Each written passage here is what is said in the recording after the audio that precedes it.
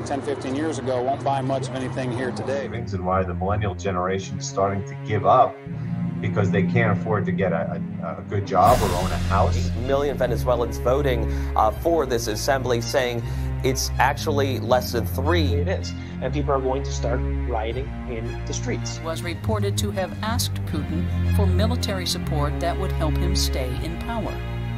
We will make America safe again. And yes, together, we will make America great again.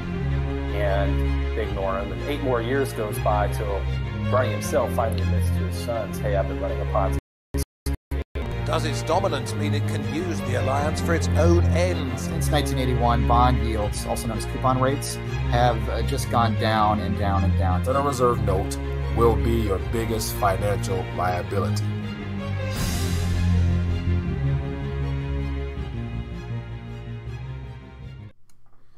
RTD Live Talk. It's Tuesday night, 25th day of the month of September, and we are live. Detroit's #1 late night YouTube talk show. Checking in with you guys to see what's going on and what's happening in the news, and also to get your thoughts on the video I posted earlier in reference to the New York Post article from Peter Schiff and Mr. Gunn, both economists that's very outspoken and willing to share their thoughts and opinions on where this economy is currently positioned and where we're heading. And of course, it's not pretty. But that being the case, who's joining us this evening? Feel free to let me know via the chat. And if we have any new viewers, let me know where you're watching us from. Love to connect with the RTD community. And also wanted to share my thoughts with some of my Detroit viewers.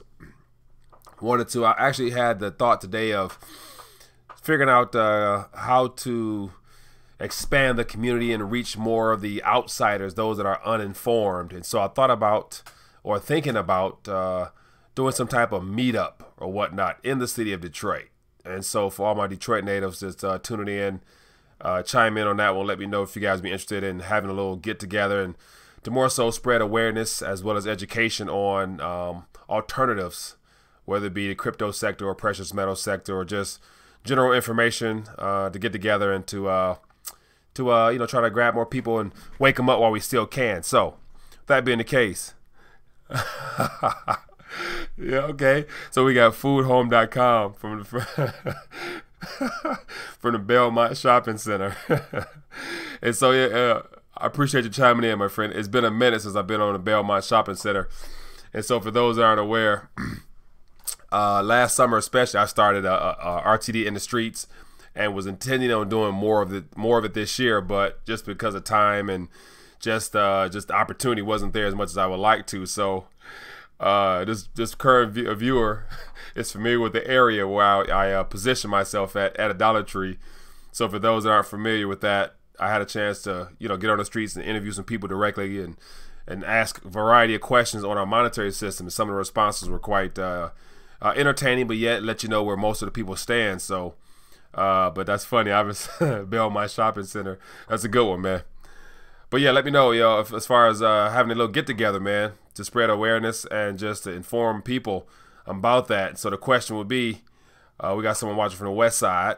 So the question would be, I'm trying to think about an ideal location where we can probably meet up and, probably in a neutral territory from the East and West and have everybody come meet up and hang out one of these weeknights and get together and, politic a little bit. So, let me know in the chat for those that are Detroit local residents about trying to get together sometime soon. I would like that. And so we got a question from Philman. It says, what are your thoughts on the collapsing healthcare system? Hospitals closing all over the country. They are also closing departments and massive layoffs. And Philman, beyond, I think you mentioned it, I think in last night's chat. I haven't even looked at it or even not really up on it. So let me go ahead and Google that and find out what's actually going on, and we can definitely cover it because I'm not aware of it other than just retail stores or whatnot closing. Didn't know they were shutting down hospitals. So let me see hospital closings. Hospital closing 2018 and see what pops up.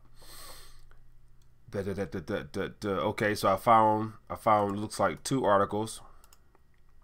So let's investigate. let's pull up and see what's happening here. So this first article here says hospital CFO report. And it says these 11 hospitals closed in 2018, and here's why. And so they're going to give us a little information as to why. Not sure what they're about. Let me see. We have Chestady Regional Hospital in Georgia. We got Good Samaritan in Ohio, within 5 miles. Community Medical Center, Regional Medical Center, Jacksonville, Florence. And so let me see. It says just 2 days after an affiliated hospital shut down in Arizona, Hospital Care Center entered Chapter 11 bankruptcy. Really? In late May, after creditors filed an involuntary bankruptcy petition seeking to collect from the hospital. Wow. It says both hospitals faced financial troubles and entered Chapter 11. So it looks like it's a matter of them boys having more expenditures and revenue, and they're filing bankruptcy. That is not good. It says a decline. So here's one. It says decline in inpatient volumes and significant financial losses caused the medical center to close June 12th. A 24-bed hospital. Debt totaled $4.5 million. So I'm assuming some of these are smaller, some of these are bigger. But yeah, man, it's clearly an indicator that the economy is having an impact on the hospitals nowadays. Because I would imagine that, hospitals, the government would do the best they can to keep them boys open, because people are going to need medical care, especially in the days ahead, especially if there's some type of, social unrest or whatnot, where people are going to go for medical care. So that's not a good thing at all. Not a good thing at all. Watch it from DMV. Where's DMV? Peace.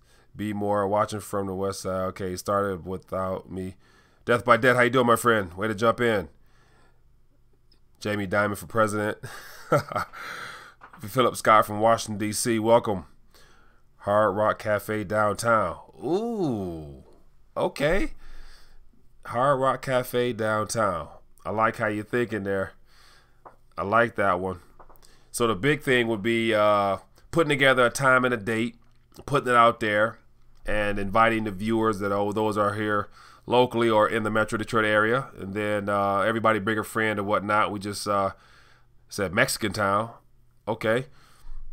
I haven't been to Mexican Town in a minute. So for those that aren't familiar with Mexican Town, it's a small community in the southwest side of Detroit, close to the Detroit River, not too far from Canadian Bridge, and it's an entire little mile or two type of area where it's predominantly of Mexican descent there, and so they have some pretty good restaurants there. So it says, let me see, it says, what do they do with the patients? Man, I would imagine that the patients that's, currently in the hospital, they, try to take care of them and get them up out of there, but they probably don't admit any new patients. They just keep the same old patients and close off section by section, room by room, until, they close the doors officially. So, yeah, so I wouldn't doubt that the Unaffordable Healthcare Act played a major part in that cost-wise, because I know a lot of the medical doctors were not big fans of the Unaffordable Care Act, and I've read reports and whatnot that a lot of doctors decided to, they're probably older or whatnot and can afford to, but a few doctors stopped practicing just because of the burden that they had to take on, and everybody being able to get health care, especially the fact they're trying to make it more affordable, which means it cuts out of their profit in their pocket. So not a good thing there, because most doctors, apart from having a genuine interest in taking care of people, I'm assuming they're in it for the money as well. So when you get paid $175 an hour, you want to make sure you able to pay back those student loans, especially because a lot of doctors take on 6, 7, 8 years worth of debt. And of course, they make it good money, so they should be able to pay it back in a nice amount of time, but to each his own.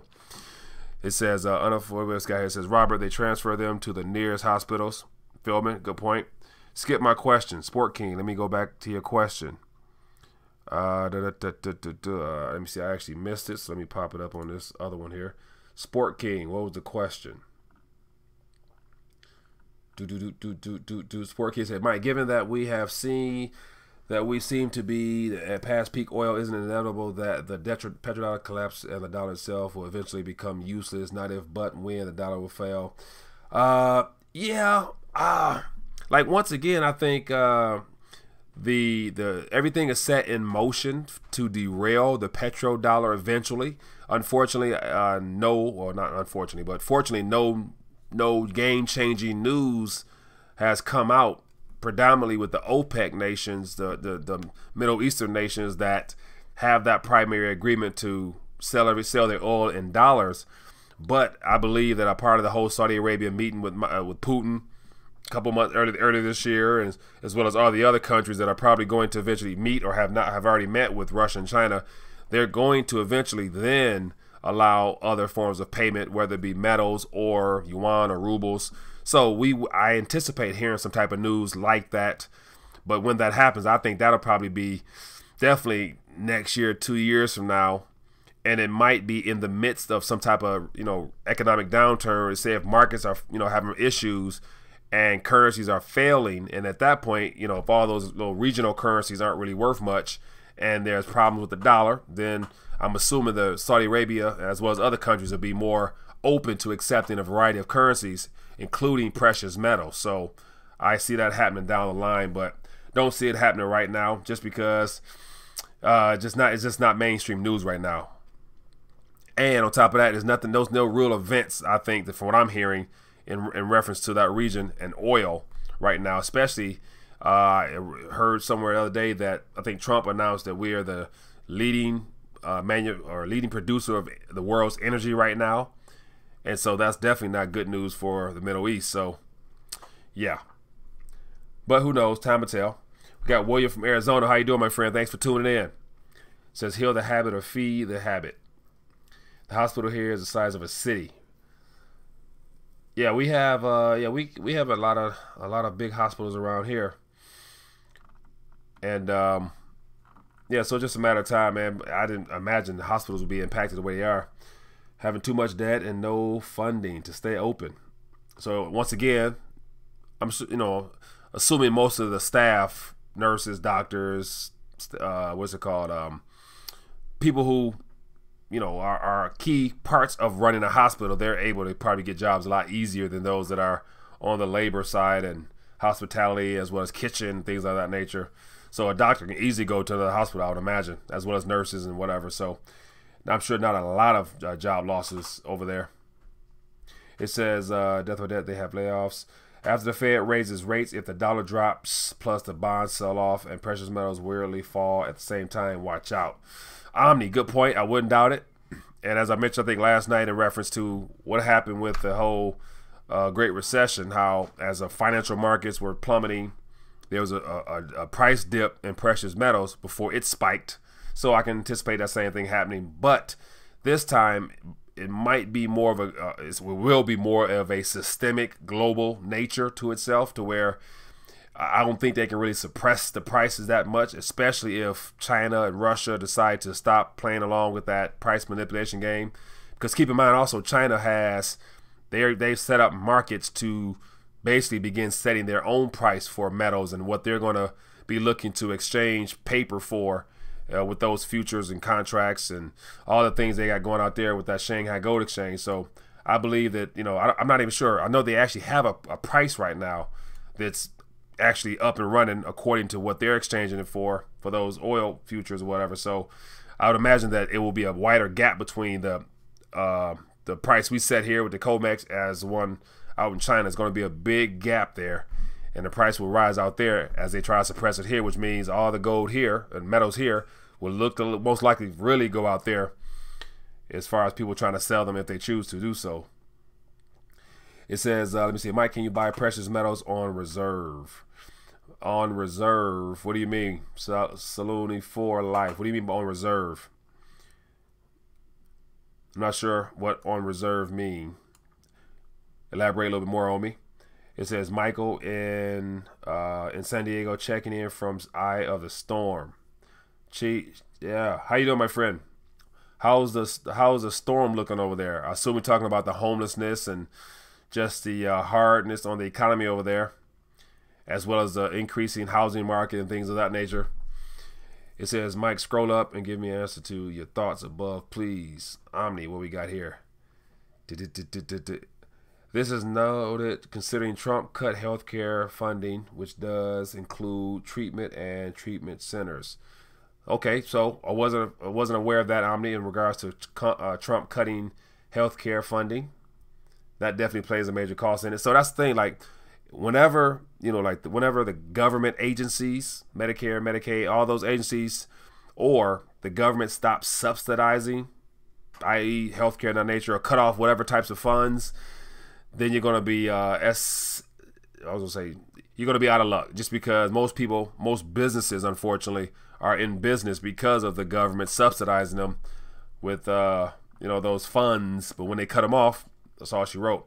And I'm not sure if that shows a true correlation in reference to the amount of value you're truly bringing into the world. Because if the government cut off your funds, if you can't find funds to replace those funds, then how much were you actually benefiting people, especially hospitals? You would imagine that there would be some funding for that. But who knows? Not a true healthcare professional like that. It says the merger was not only financial, but for demographic reasons, in order to have a larger scope to serve more populations in the Metro Detroit area. So you're talking about the hospitals merging or closing down. So they're closing down and sending patients to other hospitals, which makes them more profitable, or what? What are we talking about there? Scroll up more. All right. Scroll up more. All right.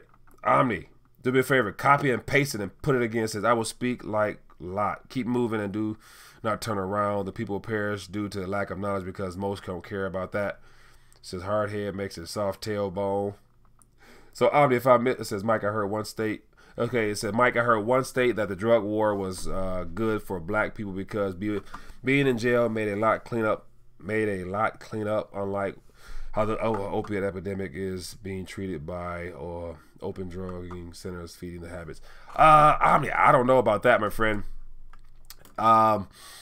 Just because I would imagine I don't know, but I would imagine you can probably get your hands on some drugs in jail. So if a drug addict wanted what they wanted, they can find a way to get it. So I wouldn't doubt that, because most prisons or whatnot are, to my knowledge, private institutions, and so government once again subsidize those, and they get grants and things like that, which are millions and millions of dollars, and it's a very profitable business to have a high population in prison. So it's unfortunate that a lot of people who aren't aware, who happen to live or get involved with the criminal side of things, are the ones that goes to jail the most. But yet, it's not necessarily a racial thing, even though there's an overwhelming amount of African American citizens in prison than anybody else. And so, yeah, I believe that the system was designed to definitely make sure that the corporations make a profit at all costs, regardless whether you're innocent or not. It says reserve meaning pay meaning they hold till you pay it off. If you do not have all the funds up front. Okay, so reserve meaning pay meaning they hold till you pay it off if you do not have all the funds up front. Okay, so that's in reference to the reserve. It says, Mike, can you buy precious metals on reserve? To my knowledge, no. So it sounds like that reserve, they hold until you pay it off, sound like a layaway type of aspect. And so I don't think there's any precious metal bullion dealers that have like a layaway. But as always, depending on what you're looking for, whether gold or silver, you can buy smaller increments, to where you can go to a dealer and walk out with something, even if it's a pre-1964, quarter or something like that. That was only like $7, $8 nowadays. So you can always walk out with something. So what else we got here? It says Spirit King Mike, in 1973, an MIT computer predicted our current situation and that by 2040 half the population will be dead. Please Google MIT computer 1973 predicts and check it out. Can't pay links. Spirit King, I don't doubt it. Global genocide is clearly a part of the game plan, because for some reason, I'm not sure why, but the elite / globalists / money makers of the world feel that the planet can be overpopulated and we'll run out of food, run out of resources, of which I don't really know if I agree with that, because I believe everything is perfectly designed by the creator to be sustainable, and it's not necessarily a matter of what, you know, we can destroy this earth, which we're seen to be doing now in various ways, but I don't think it's going to go anywhere, because that's not, you know, according to my faith, that's not written in the word of God saying that, you know, the earth is going to fail because we overcrowd it. So so definitely I do believe that global genocide is a part of the plan. And so the test subjects happen to be those on the continent of Africa with all those tainted vaccines and all that stuff like that. It's, you know, a test on those people that's killing people massively. So what's up, Kevin? How you doing? It says actually Beaumont was in the better place. Beaumont Hospital. It says 2 words that scared me: fixed income or government program. Fixed income and government program. Yeah, and so fixed income and government programs play right along with the idea of a promise. You're with a fixed income, you think you're going to make X, Y dollars, you know, for however long. But yet the question will be, if you're at a fixed rate of income with very little variation and adjustment for the real inflation, you're basically losing out big time. And then all government programs, based upon what we're seeing all around the world, are being tested. And so those promises, unfortunately, if government doesn't collect enough tax revenue and they can't borrow enough, or they don't have the world reserve currency like we do, they're going to be stuck, and they're going to have to renege on promises, which is called austerity. And they cut back, and everybody takes haircuts. So it's happening everywhere. Just hasn't happened here yet, because we, you know, still have the reserve currency of the world. So we still have the reserve currency for now. It says, Mike, that MIT thing only takes into account stuff like overpopulation and pollution. It shows it is not sustainable. Yeah, so Spirit King, so it shows it's not sustainable. What is it? The program itself, or 7+ billion, 9 billion, 10 billion people? Because once again, you know, if that's what we're talking about, the actual number that this planet can hold, how would we know? I mean, we got scientists in labs, you know, guesstimating what this earth can hold, when this is the most people it's ever held to our knowledge anyway. So we can probably get a couple more billion on this thing, but eventually the way the system is designed, with there's, you know, a overwhelming majority have a lot, and the majority have very little, that's not going to be sustainable. And that's going to be the problem. Too many people don't have enough, when there's a small few that have, I can't say too much, but have more than they need. That's when that greed part comes in. Wait up. It says peace and freedom to all those rocking and getting their preps and wait up. Very true. Actually, I came up with a picture, some more artwork from my Get My Weight Up shirt. It says, what is the point of all that hay, Lansing, fix, and auto insurance on billboards around the city? Oh man, food home. Good question there. So apparently, from what I've gathered, I haven't dived into it, but here, for those that aren't from Detroit, around Detroit, especially downtown Detroit, I noticed them. There's a lot of signs, and during this whole election process, there's a lot of people promising to lower the insurance rate for Michigan residents, because apparently Michigan, from what I heard, has the highest insurance rates in the country.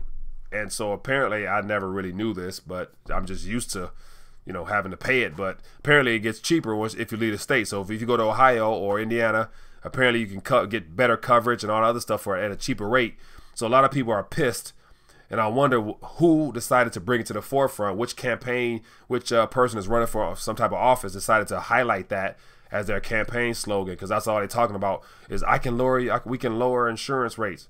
Not talk about any other issue, but just talk about insurance. And I guess, you know, it might get people, because once again, it's a promise that it's going to put some more money in people's pockets. So regardless of what the candidate's talking about or what they're standing on, what their morals and values are, they're going to save you, like Geico, they can save you money, so you're going to vote for them. Funny. It says 7 million can fit in Atlanta. Bruce, 7 million. It's been a while since I've been to ATL. It says, are the farms that feed those people in Atlanta too? Well, to my knowledge, Atlanta, outside the metropolitan area, it's a lot of open area, a lot of open space. So this, you know, I believe they can get some farms popping down in Atlanta. Because it's still, to my knowledge, it might have changed over the last couple of years since I've been there, but there's a lot of farmland outside of the city of Atlanta. So unless something's changed. It says you live in lost wages. Me too. 7 billion, I mean. 7 billion people in Atlanta would be, ooh, that'd be a tight. I read, there's some documentaries, some scientist type stuff, and I saw a visual aid one time saying that you can fit the entire population of the planet, shoulder to shoulder, back to chest, and it was like I think it was like Texas or something like that.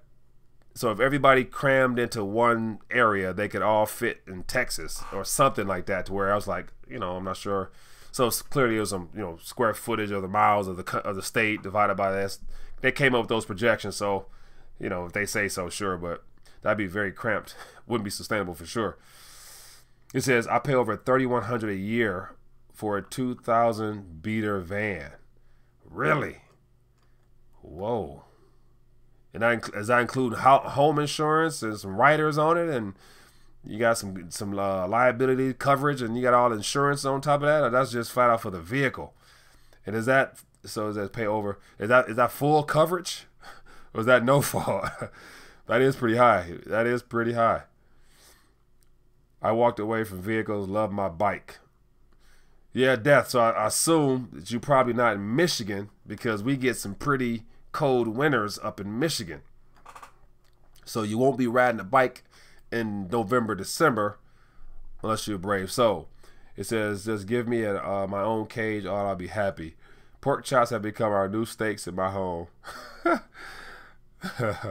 Funny. It says you can fit the entire human race in New Zealand.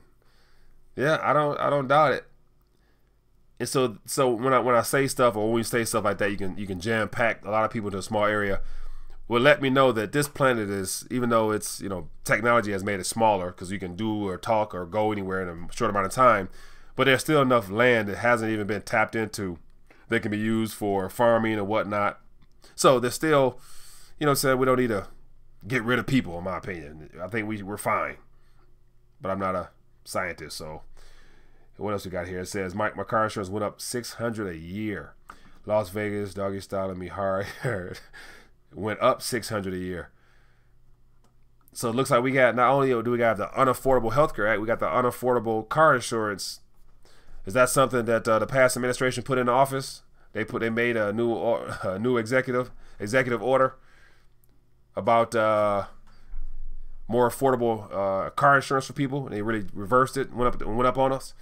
We got Hot Welder from Plymouth, Michigan checking in. Hot Welder, how you doing, my friend? And so, as I mentioned, as I started, for those just tuning in, looking to plan a meetup, an RTD meetup focused on awareness and education. And so it'd be a great time for those that are in the Michigan area to bring out some family or friends who haven't picked a location yet. Somebody suggested the Hard Rock.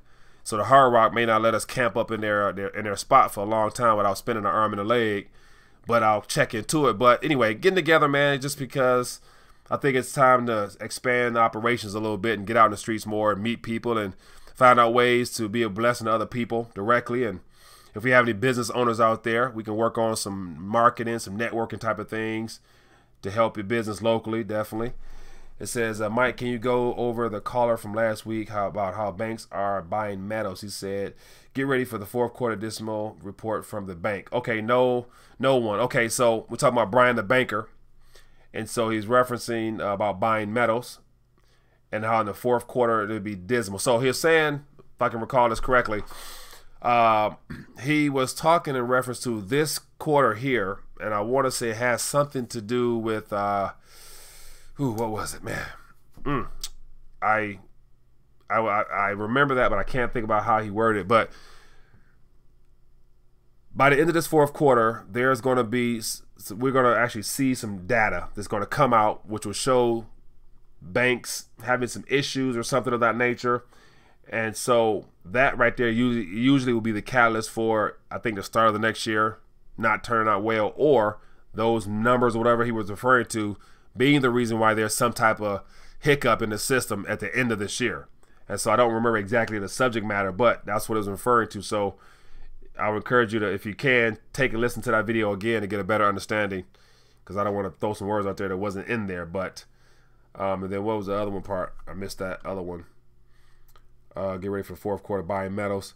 How banks are buying metals. So I don't recall him saying banks directly are buying metals. I know that central banks are buying metals, and J.P. Morgan has reportedly a large stash of silver.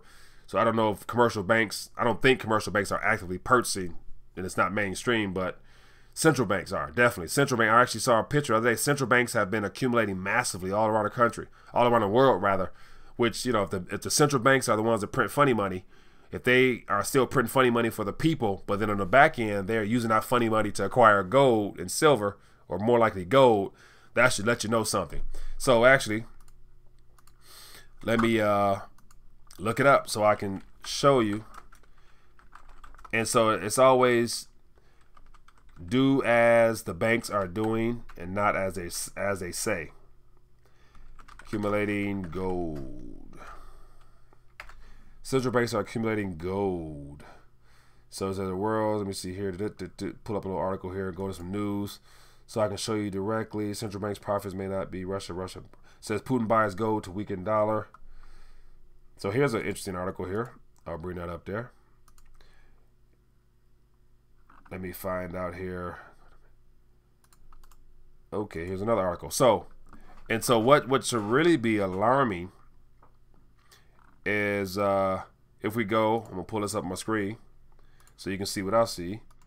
And so here's an article from the World Gold Council, and so this is one of the most credible sources of information, because to my knowledge, I believe central banks for the most part are either obligated or they choose to submit their data to the World Gold Council.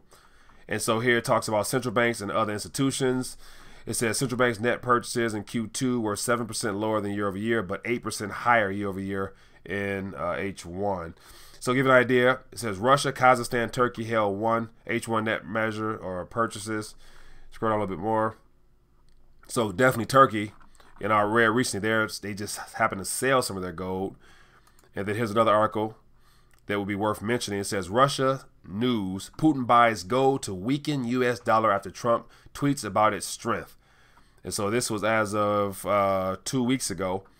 And so at the very tweet of our president, apparently Russia went out and bought a couple tons. I couldn't imagine buying tons. It says Putin has added 26 tons of gold to Russia's reserves, equivalent to roughly 1 billion.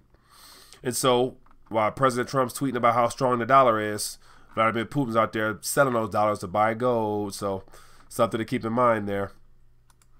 So take it for what it's worth, but don't watch what they do. Don't watch what they say. Do as they do is what it goes, how it goes. That is a lot. Says, what else we got here? Says push the inflation. Oh, I missed that one. Push the inflation. Go back up. Push the inflation into insurance. That's what it feels like. I'm sure with those prices going up. What do you think about HR 6790? Let me pull it up. HR 6790. Okay. So that's Meadows Tax Neutrality Act. Okay, so that's the most recent bill put forth by Senator Mooney, and so this is his second piece of legislation that he's trying to put out there this year. The very first one was in February, March. I forgot HR whatever, but it was about gold being money, and then this one here has to do with no taxes on money, which is gold and silver.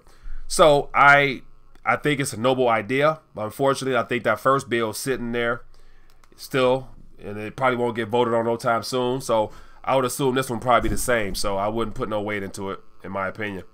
Hello, caller. What's your name? Where you calling from? Hi, Tim from Colorado. Sorry if I broke into a conversation. You're all good. Time, so it's hard to tell what you're saying. You're all good. Tim, what's up, my friend? How are you doing this evening? What's on your mind? Excellent, Mike. I'm going to lay out the groundwork for this question. It has to do with U.S. Treasury bonds. Okay. And I don't really fully understand the significance of the bonds and how they affect everything. Mm-hmm. But the three associated questions to that are: I've heard of a flat yield curve. I believe we're talking about Treasury bonds, and I think we're fairly flat. Then there's an inverted curve, which I think I've heard, at least. I think I understand that in all cases that's led to a recession or depression. And then the other one is I listened to Glenn on Financial Turmoil Explained. He's in Canada, and his belief, at least, is when the 30-year hits 3.25.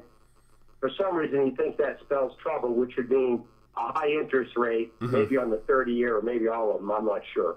If you could kind of explain the bonds to us and the significance, I'd appreciate it. Okay, so I'll do the best I can. I'm not a bond expert, but yet from what I've gathered, the people I've spoken with, when the current rates are higher than the future rates, that's basically saying that you lose more in the long run by lending money than you will now. So it makes it a very tough situation to be in. So to my knowledge, when a yield curve inverts, that's basically saying that future money or future borrowing is not going to be something that will be worth your time. So at that point, based upon everything that happens in prior history, that's when the whole recession aspect happens, because there's a sell-off of bonds or something like that, and it gets out of hand. So that's kind of my little spin on it offhand. So, but I'm not really too efficient in that area there directly. So, but I know the bond market is basically saying the bond market to me is basically saying it's our national currency, the dollar. So whatever the bond market does will end up happening to the dollar, because the dollar is basically monetized bonds and treasury. So yeah, anyway, those two are linked at the hip. So when trust, another comment, yeah. I'd heard that we've never had a failed bond sale, meaning I think the central banks, or powers that be, are buying our own bonds. Yeah. So yeah, so whenever there's an auction, I'm not sure how I don't know. I haven't looked into how often, but yet usually the what do they call it? The commercial banks show up and the Fed shows up. So the Mike Maloney's video back in the day gives you a better walkthrough of how it happens. But on the open market, when they go to sell those things, there's always a buyer, and apparently nowadays there's not many true genuine buyers buying them for the sake of them actually being worth anything. So the Federal Reserve is actually coming in, or having some type of secret accounts or something like that. Some people say it's exchange stabilization fund. Apparently I read somewhere about an account down in the Caymans that's been buying bonds, and some type of fictitious account in some country over there that has a very small GDP, but they're buying billions of bonds or whatever. So they're finding ways to put funny money all over the world to make it look like there's actual buyers acquiring those things. So that's what I believe is happening. Right. Yeah, I totally agree. I agree with everything you said. One more comment, and I'll let you go. Yep.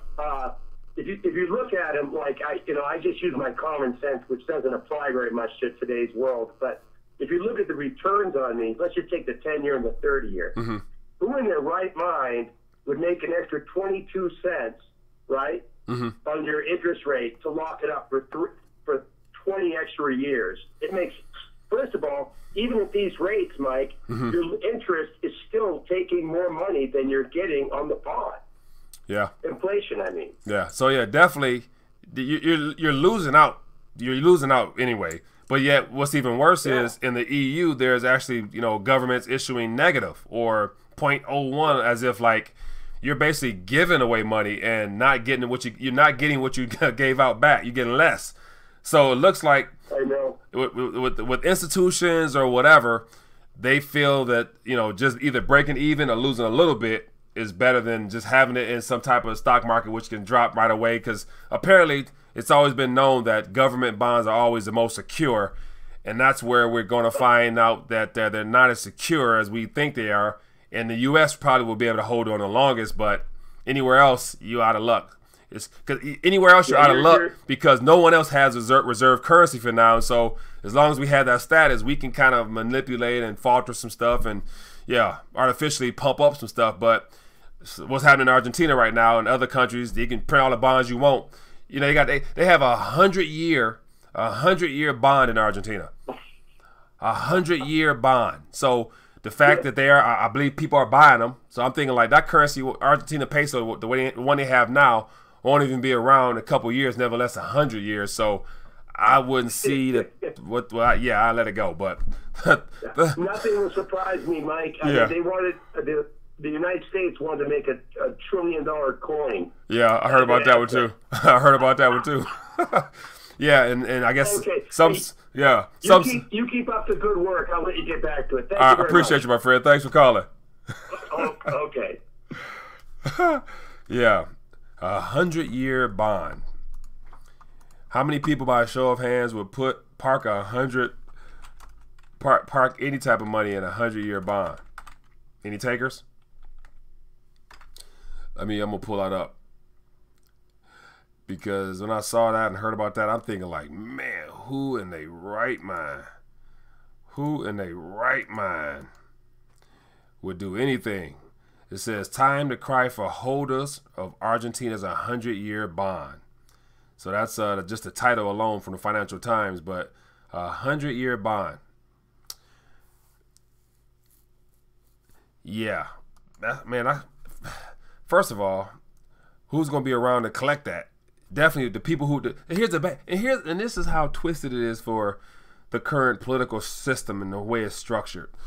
That you can have elected officials in Argentina right now who probably just got in office this year, last 2 years, going to be in office for another year, 2 or 3 or whatever, will come up with the idea, or it was suggested to them by whoever controls their monetary system, to issue a 100-year bond when all those people that are making that decision now will be long gone, no longer on the planet. And so think about the people who's not even born yet. 80 years from now, getting into politics and looking back and saying they issued 100-year bonds back in 2017. What the hell were they thinking? Like, that's how crazy it is. So, man, desperate people can do some desperate things and come up with crazy ideas. But I assume somebody bought them. I don't know who, but somebody bought them. It says, I am a CFO of the cryptocurrency coin Lenda project. Mike, I love to touch on the Fed coming out tomorrow. Interest rates going up. Yes. So, Hot Welder, give me a call right now, my friend. 1-833-LIVE-RTD. And shine some light on us. Share your thoughts with us. I'm curious to find out what your thoughts and what it will mean as far as hiking another quarter point. Will that really be? So one of these quarter points will literally be the nail in the coffin for emerging economies, period. And I believe that because there's so many economies right now that's having major problems, I believe that we are in the midst of a global situation right now, just because there's 4 or 5 countries that are all having issues. Now, it's not widespread, but it impacts every single person because the interconnectedness of the banks. All those banks aren't connected. Deutsche Bank's connected to all those emerging economies, even though I heard about to merge with Commerzbank or something like that. So, yeah, so definitely call in, my friend, and shine some light on us. 833-LIVE-RTD. We'd love to talk to you. It says, Google won't let me access Zero Hedge. Really? So you type in, so from your Chrome browser, you type in Zero Hedge, and it says what? Look up straw man.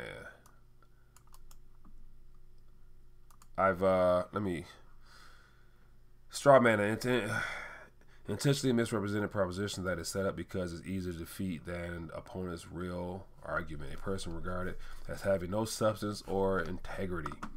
Yes. Straw man. It's a good one. Okay, nice pickup, Bruce. There's 500-gram bar, kilo of silver. I'm done buying silver, no more room since 2011. Yeah, and that's another thing here. And so, precious metals are extremely cheap. And so, I think it was brought up in a prior call or a guest or whatnot. But how much is too much metals to hold on to? Is there such thing as too much metals to have in your possession, especially silver, because it's cheap now and you can acquire it? And so that's another thing, like, is there such thing as having too much? I think that could be possible, especially if you have all of it in your reach and in your physical possession, because I think somebody mentioned, like, the chance you being able to get up and shake and move with all that weight, you ain't gonna shake too hard. And on top of that, having everything in your possession, you're going to be so conscious of people coming to get it or people know where it's at. You're going to always be uneasy. I believe you should put a little something You should put a little something in various places around this planet, according to what you feel you can spare. But in my opinion, like I mentioned before, when stuff hits the fan like we've never seen before, I don't think we're gonna actually be caring about how much we have as opposed to whether or not we have some. Because think about majority of the population will not have any. And so like I always said, when it's time to to discover the true price of metals in relation to the new currency or new crypto, whatever it is they try to pose on us, yeah, you may not want to get rid of it right away anyway. So you're gonna sit on it you're gonna sit on it a little bit longer anyway. And then when it's time to get rid of it, depending on what the new laws might be, they may want to tax it 90. They put a 90% sales tax or 90% gains tax, and they could when stuff hits the fan and governments gets desperate, they're gonna change the tax code. You can believe that. So those are all things to consider, because you can be sitting on $1 million worth of silver and gold right now, but yet they change the laws, on you, then it's gonna be a little different. So yeah, that's something to consider, people. Bunker busting. Sorry I'm late, family. Tony, what's up, my friend? CNN just interviewed our Prime Minister of New Zealand and asked how she felt about billionaires buying up doomsday bunkers in New Zealand recently. Nave, what was the word? How does the Prime Minister feel? I think they quoted her in an article that I did a video on last week, and I think they're passing some legislation right now, aren't they, to prohibit people to prevent foreigners from buying too much land or something like that. When this happens, the republic is over. When all else fails, change the rules. Very true. Yeah, that's another thing. Yeah, man, it's so much stuff goes into like what could happen down the line as things begin to unfold at the seams. And so someone mentioned about two things that scares them most: fixed income and government programs. And I'm thinking, like, down the line, everyone right now is being encouraged to invest and save and put away in their retirement for their latter years, with the expectation of it growing. And, you have the different methods. You have Roth IRA, tax deferred, and all those vehicles, they try to give you. But yet, come down the line when government is tapped out and the printing press no longer is a viable source of keeping things afloat, they're going to have to find revenues from somewhere. So I can imagine if anyone has called themselves sitting comfortable, you're not going to be too comfortable when they change the tax code on you and they come after you for whatever new tax. They can come up with a Rebuild America tax. If we have some war here and things are destroyed, if you don't voluntarily or willingly contribute to the Build America tax, you could be considered unpatriotic and they can steal it from you. That's how bad things can get. We're going to be dealing with circumstances we've never experienced before. So knowing that we're going to encounter a time that we haven't experienced in a digital age with all this technology we have, that could be a benefit and a hindrance. It's good to say that they're going to change the rules. They have to change the rules in order to adapt to this change that, our government, of course, they're not omnipotent. They don't know what's happening down the line, and they're making this up on the fly with our lives. So believe me, anything that's going to keep them in power, keep them in play, they will adjust the rules. You can count on that. It says, don't think they were going to increase the amount of tax on metals. And so it all depends. It all depends on what type of government we have down the line when things get tough. Do we have true government for the people, or true government to keep government in power? If it's for the people, and they would then realize the benefit of not taxing, because people need to rebuild and get their lives started again, and that extra revenue would help. But if it's a government that's in play to keep sole power, I would be willing to bet that they are going to tax it because they have to make sure they are fed. So that's just my opinion. Hello, caller. What's your name? Where you calling from? Hi, Mike. This is Michael from San Diego. Michael from San Diego. How you doing this evening? What's happening out in your neck of the woods? Good. Oh, everything's, same out here. Mm-hmm. How about you? Everything's going well, man. It's here, weather's changing, and it's other than that, but nothing major, thank God. So I'm blessed, my friend. Well, that's good. It's not like North Carolina. Yeah, and on top of that, I haven't heard a lot. So was there major damage? Unfortunately, I didn't really dive into it much, but was there major damage or what? Well, other than just flooding. I had heard there was major damage, but I never got any, there wasn't any reports on it. Yeah. And then I heard maybe about 11 people died. Yeah. They didn't really say, if they just couldn't get out of their house or had heart attacks or what. So I didn't get, it's kind of like Hurricane Katrina and some of those other, like that hurricane they had down in Texas. Yeah. After a while, they just cut off the way that people were getting the news. Like, they didn't want people hearing about it. Well, we want to hear about Hurricane Harvey. What's going on with it, Yeah. So, And so I just pulled up an article since we're talking about it now, and it says Hurricane Florence's economic costs may total $50 billion, a report said, and this was as of the end of last week. So $50 billion says 38 to 50 billion. So that's a good chunk of change that I'm sure the state of Carolina does not have. And so our government will be putting forth a bill pretty soon to bring some aid to that region there. So they're going to increase the debt a little bit more. So, yeah. Yeah, I mean, it seems like ever since President Trump came out and he announced that he's cutting off money to all these sanctuary cities, now you have all of these catastrophes coming up. Like, out here in California, we had the fires, and then they had the poisonous plumes in Florida, and now they're having the inclement weather out where you guys are at. And I think it's just another way for these guys to say, oh, well, now you can't deny me federal funds because we just declared this a national disaster. So show me the money, baby. You know what I mean? So yeah, clearly. I mean, I know we have hurricanes every year, but still, they said this was supposed to be the worst in history, which makes me think they just really pumped it up and let them have it. Yeah, I don't doubt it. I don't doubt it. I think the mainstream. We're out of the loop, right? Yeah, right. I think the mainstream media did a really good job, or through prayer, God intervened. It died down because maybe all the telescopes and monitors, whatever, showed something horrific, but by the time it touched down, it wasn't as strong as it was supposed to be. So they could have been wrecked, but perhaps there's some intervention. So that would be a good way of saying it, hopefully. But who knows? But it wasn't a lot of lives lost, which is good. So, yeah, man. Right. Yeah. I mean, that's nothing. That's nothing. I mean, that's very little. That's great. So. Yeah, man. You know what I mean? So, anything new out there? Any recent developments on any? Because I want to say last time I did a local video out there, one of the mayor was talking about putting some legislation forward to tax corporations for the homeless out there. Is that anything? Is that going on or anything about that?